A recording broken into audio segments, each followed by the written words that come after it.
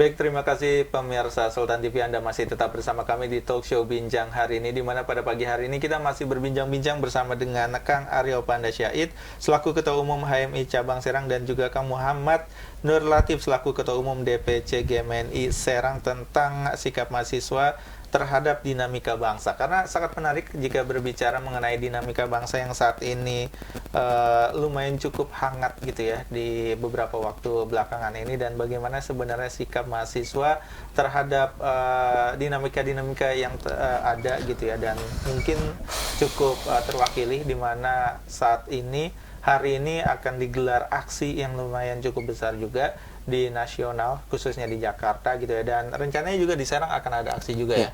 Oke. Dan kalau ngomongin soal sikap mahasiswa, mungkin juga aktivis mahasiswa itu sendiri gitu ya.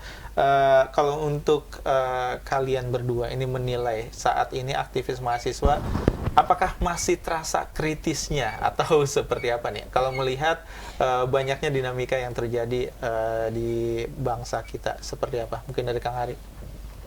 Oke. Nah, kalau pertanyaannya masih kritis atau tidak, saya kira bisa dilihat dari sepanjang perjalanan sejarah mahasiswa sampai hari ini. Di setiap momentum, di setiap hari-hari besar, nasional dan sebagainya, HMI atau maaf, maksudnya mahasiswa tetap hadir di situ tuh, hadir di situ. Jadi saya kira kalau dibilang tidak kritis, tidak juga. Tetap ada orang-orang yang sekiranya masih tegak lah untuk mengawal perjalanan bangsa. Saya kira. Jadi pergerakan aktivis mahasiswa akan selalu ada. Ya. Kalau untuk Kang Latif melihatnya seperti apa? Iya, sejarah kita punya tahun 65 yang menggulingkan Presiden Soekarno, mahasiswa. Tahun 98 Presiden Soeharto, mahasiswa. Dan hari ini ya mahasiswa masih tetap stay, masih tetap sejalan dengan rela perjuangan gitu. Bagaimana? Ya karena selain kita sebagai mahasiswa dan masyarakat, siapa lagi yang mengingatkan pemerintah gitu.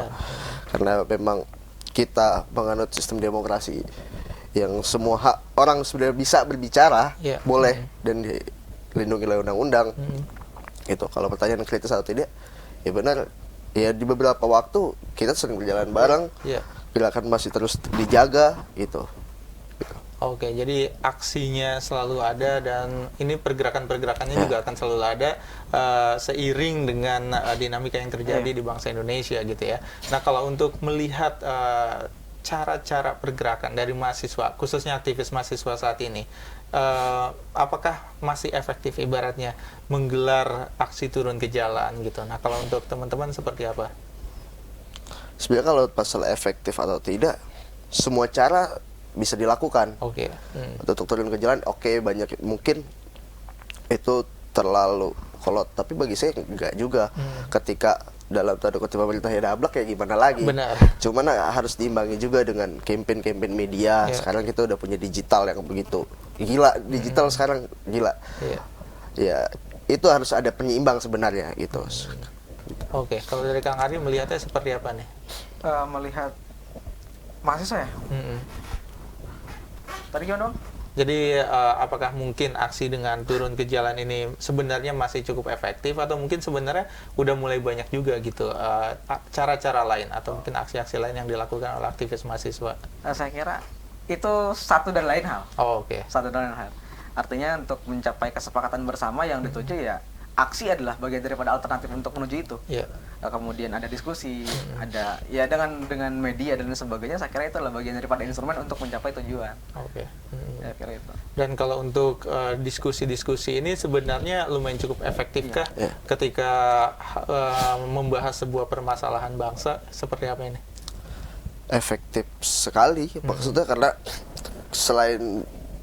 karena sebelum turun mahasiswa sebelum turun aksi pun kita melakukan diskusi. Ini urgensi permasalahan di mana sih? Sampai level berapa?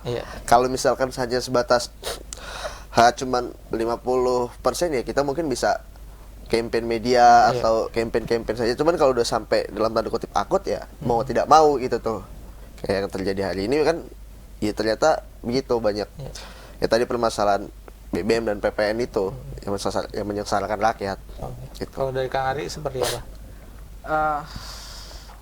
Maksudnya Tadi gimana? Jadi aksi-aksi seperti mungkin diskusi ini apakah lumayan cukup efektif sebenarnya? Oh, bagian daripada aksi dia efektif saya kira.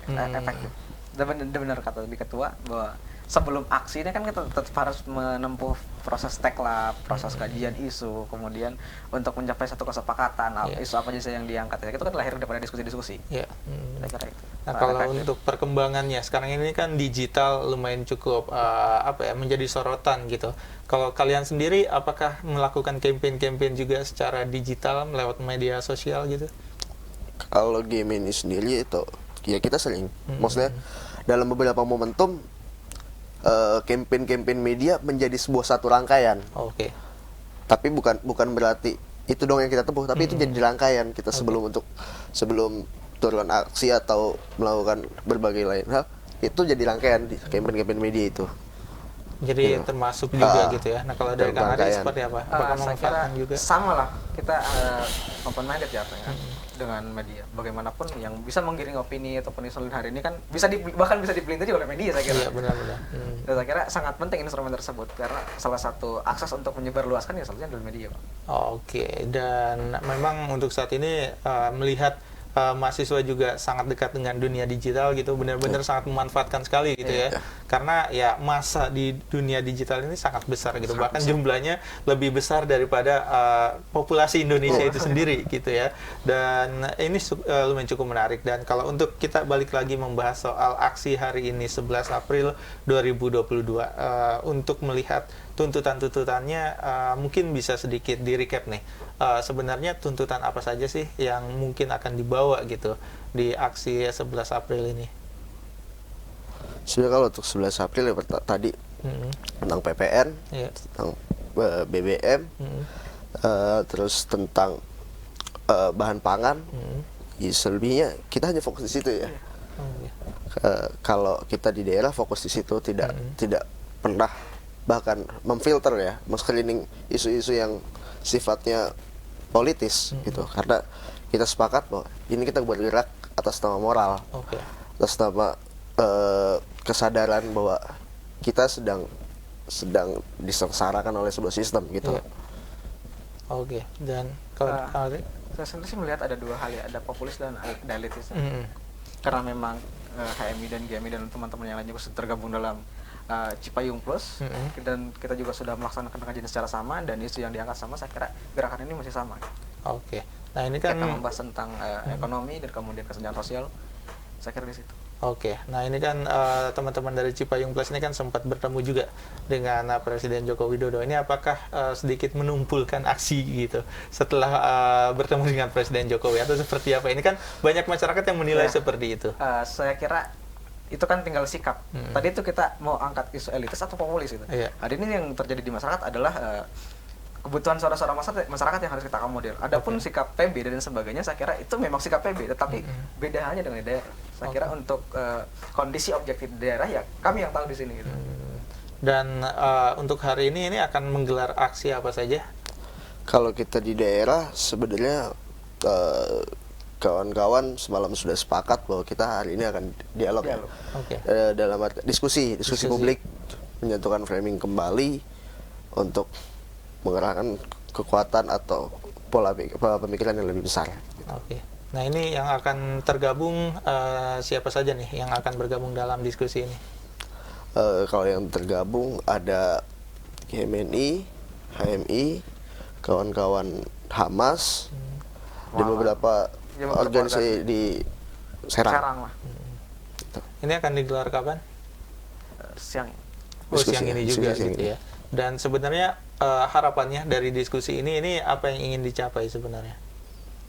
Sebenarnya yang ingin dicapai ya gagasan atau bisa menemukan solusi apa yang sebenarnya terjadi dan apa yang menjadi tawaran kita kepada pemerintah gitu kan sebenarnya. Apa yang harus disuarakan oleh mahasiswa untuk menolong atau untuk menyuarakan tuntutan rakyat. Oke, nah ini kan ya kalau yang jadi pertanyaan banyak orang adalah ketika menggelar aksi di daerah, ini bagaimana menyampaikan suara-suara daerah ke nasional atau mungkin juga khususnya ke presiden, seperti apa, Kang Ari? Ya, saya kira bentuk aksi daerah ya mungkin untuk menyampaikan ya hari ini tadi itu dengan bergandeng dengan media saya kira mampu sampai untuk ke sana seperti Omnibus kemarin. Gerakannya kan kita bagaimana membuat letupan-letupan di daerah dan sehingga itu menjadi isu nasional hingga muncul ke permukaan. Saya kira sama. Itu salah satu hal yang mungkin bisa menjadi sorotan langsung ke nasional juga gitu ya. Dan mungkin untuk aksinya nanti ini akan berapa jumlah yang akan mungkin estimasinya yang akan bergabung dalam diskusi? Kalau dalam diskusi mungkin 500 sampai 1000 ada ya? Ada. 500 sampai 1000 mahasiswa ada. Untuk diskusi siang ini. Iya. Ya. Dan selama proses diskusi kita juga akan tetap mengembangkan masa aksi, mengembangkan organisasi yang belum tergabung gitu agar tidak tercecer. Iya. Jadi menggabungkan semuanya dan juga mungkin yang belum bergabung juga ini mungkin menjadi inspirasi supaya mereka bergabung juga gitu ya. Selagi mungkin isu yang diangkat sama. Kemudian kita satu framing daripada membuat aksi-aksi di tempat-tempat lain, saya kira kenapa tidak dengan menggabungkan seluruh elemen dan kita menyatakan diri bahwa mahasiswa Serang khususnya semuanya bersatu gitu. Oke. Dan kalau untuk sejauh ini apakah ada pertentangan dari pihak lain yang mungkin akan digelar aksinya hari ini? Kalau saya belum dapat info sih untuk hari ini ya. Apakah ada yang turun atau tidak? Cuman yang saya lihat nampaknya sekarang masih fokus di Jakarta semua. Oke. Ya, gitu. Oke. Dan mungkin kalau melihat balik lagi dari aksi yang akan digelar hari ini kan melihat bagaimana sikap pemerintah melakukan atau juga membuat kebijakan-kebijakan yang ada.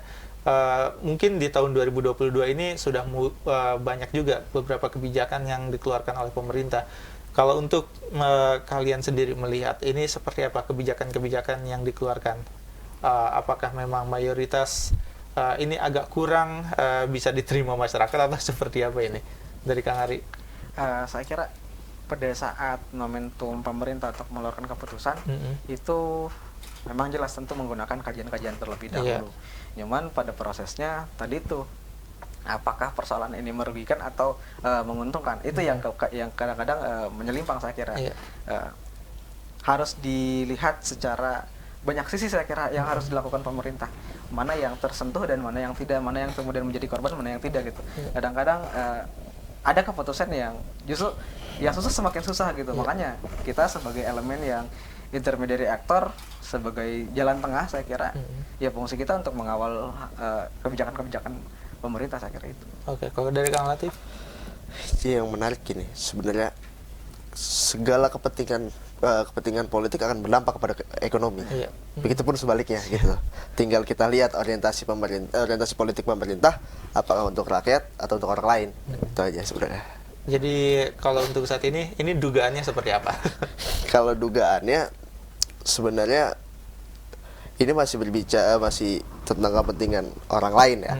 Karena yang tadi di awal saya bilang bahwa di samping ada dinamika nasional, internasional pun sedang tidak baik-baik saja gitu dengan ekspansinya Rusia terhadap Ukraina, begitupun sebaliknya, bahkan Amerika pun ikut-ikut kan. Gitu. Oke, kalau dari Kang Ari melihatnya gimana? Ya saya kira dalam setiap momentum ada yang diuntungkan, ada yang dirugikan. Iya, benar. Kalau untuk saat ini beberapa kebijakan yang dikeluarkan oleh pemerintah ini sebenarnya lebih banyak menguntungkan mana? Dugaannya. Intinya bisa dikatakan masyarakat hari ini sedang sakit itu aja. Oke. Jadi cukup dirugikan masyarakat ya. Jadi kita tidak melihat siapa yang diuntungkan gitu, tapi yang pasti masyarakat posisi hari ini sedang sakit itu aja. Oke, siap. Dan ini menarik kalau melihat soal dinamika yang masih terjadi di bangsa kita saat ini, dan kita masih akan membahas ini nih Kang ya untuk pada pagi hari ini. Dan untuk Anda pemirsa Sultan TV yang ingin bertanya-tanya juga pada kita pada siang hari ini, langsung saja layangkan pertanyaan Anda di kolom live chat live streaming kita di kanal YouTube Sultan TV. Jadi pastikan Anda tetap bersama kami di Talk Show Bincang hari ini.